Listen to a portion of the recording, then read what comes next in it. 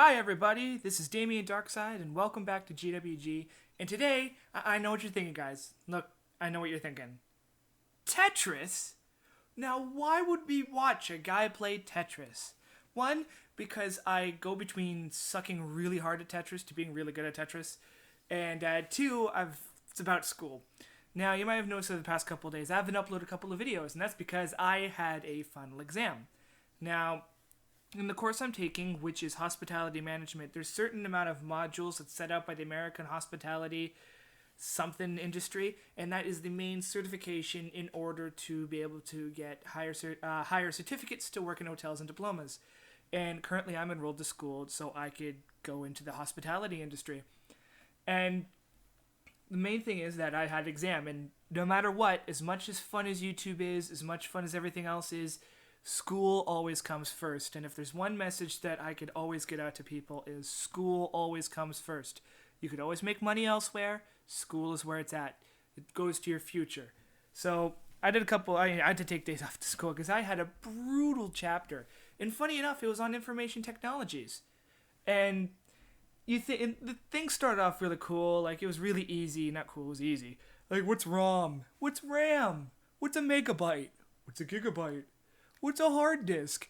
And then all of a sudden, it went from that basic shit right straight to, like, individual modules. Like, the account payment module interferes and collects all of the paychecks and issue, like not paychecks, that's even the paycheck module. Like, there's so many independent, small, tiny little ticks. Like, I took, these are all in, like, separate units. So, like, imagine taking all of your English at once, finishing that off with the final exam, then taking all of your math at once, finishing off with the final exam, and every month you do something different for school. And for me, we did housekeeping, and that's easy because first you do what's the front desk's operations, and you have front desk. If you took a piece of paper and did a flow chart or a graph, front desk would be in the middle, and then you spread it out, and the different little aspects of what the front desk does could stem off of that. And, what does the back of the house do? What does front of the house do? Who is the command of chain of what? And, like, that was easier to do because it was one central idea with a whole bunch of other things you remembered about that central idea that's relative to it. Like pop, and then you talk about all the rest of the pops. And, like, not that we did that in the course, but that's an example. And it was quite easy. I got an 89 on the final exam and an 88. Switched it around. 89 for the class and an 88 for the final exam. In this one, it was brutal because, like, it wasn't like that. It was this one module within the point of sale system does this, and it would, like, 20 separate sub things, or, like, its own titles of what they did with 3 points each, and you had to remember all of that within a chapter, within 12 chapters. So I had to remember a whole bunch of things, which brings me to my problem is I get good marks without trying. I'm one of those kids who never studies and gets A's. And as much as a breaking point that is, when I did this specific thing where it was something out of my league that my brain couldn't just wrap my head around, I bombed tests. Like, we do 4 chapter tests before the final exam. Separated, like, you do 1 to 3, 4 to 6, like that kind of stuff, and you do a test after every one. And the first one I did really well at because the first 3 chapters was a lot of basic stuff that if you're into computers, you know exactly what you're doing. 4 to 7 completely wrecked me. Like REKT, 360 no scope, YY off the ladder, double stall, triple hit. Like, it annihilated me. I got 11 out of 20 on that one. And, like, I just couldn't remember it. In this third test, I got 13 out of 20 on, and then the last section I could wrap my head around a lot of the stuff, and that one I got 19 out of 20 on. But God, what's the problem with me never having to try to achieve my grades is that I don't know how to study. That's the problem. All these kids you see who are really super smart, we don't know how to study, or we find certain ways that can help us, but in the end, we're really, really, really weak. We're like glass cannons. Sure, we do and if you want to do RPG terms, a glass cannon is a character who does a shit ton of damage, but if they get hit, they're gone. If you play Pokemon, a lot of fire types are like this. And like I just couldn't like. With me, if I have a teacher explain it to me in class, like I'll do the classwork, I'll do the homework, and usually that's enough for me to remember the concepts that I need to do in class. However, with this, it was just bam, bam, bam. Just I got rolled over. Like if you ever played Undertale, I got dunked on. Like it was absolutely horrible.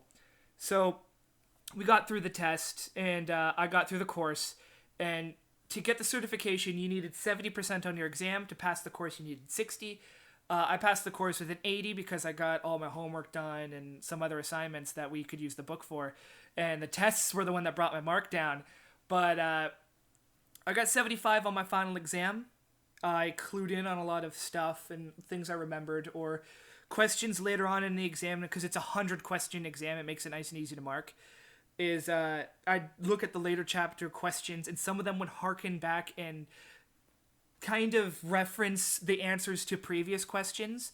So I was able to get that done that way, and it was so much easier. But still, like, I got 25 questions wrong on a 100-mark test. So, like, I don't beat myself up over it. Like, I'm very easygoing. Like, I'm not one of those people who in school were all like, I got a 91. I was supposed to get 95. Like, these overachievers that always, like, you know the overachievers. You know, I hate overachievers. But the test was good. But one thing that the teacher did during the thing, in order to lower all of our stress, because we have a really good teacher, is he asked us, what game, like right after a couple of tests, he was like, what games do you guys play? And our class ranges, we have an 18-year-old girl and a 45-year-old woman. And the class is dispersed most of us are in our 20s. And, but we got people from multiple cultures, because Canada is a very multicultural country.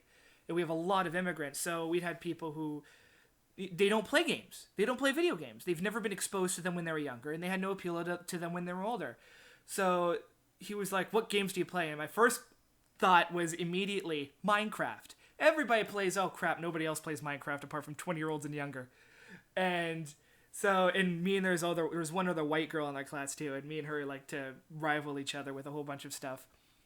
And she was like, yeah, Minecraft, no. So we kept on thinking, what's one game? Pong. Everybody can get a hold of Pong really quickly, but it's not really a single-player game that we can get to. And then we found it. Tetris.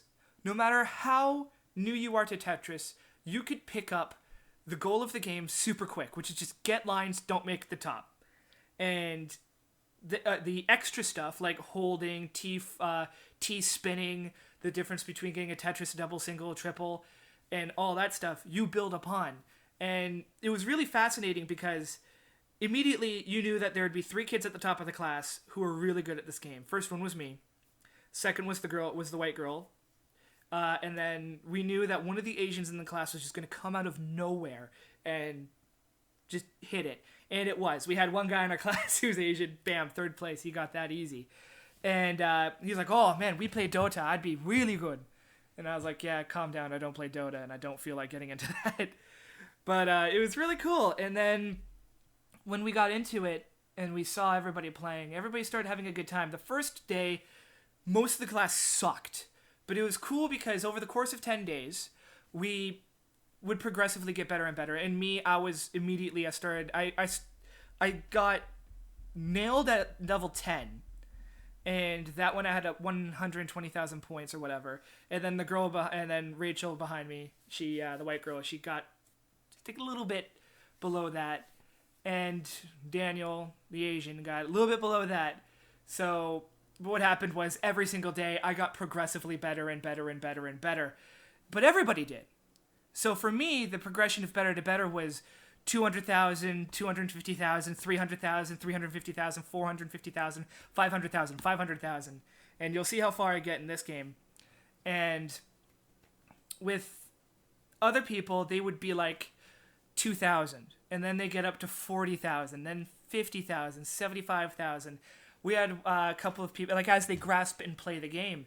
And it was really cool how humans problem solve, because Tetris is the perfect game for problem solving. You have all these pieces with different arrangements, and you have to slide them into slots, and it's very appealing and very fun to play. Like, when was the last time after this game, play Tetris.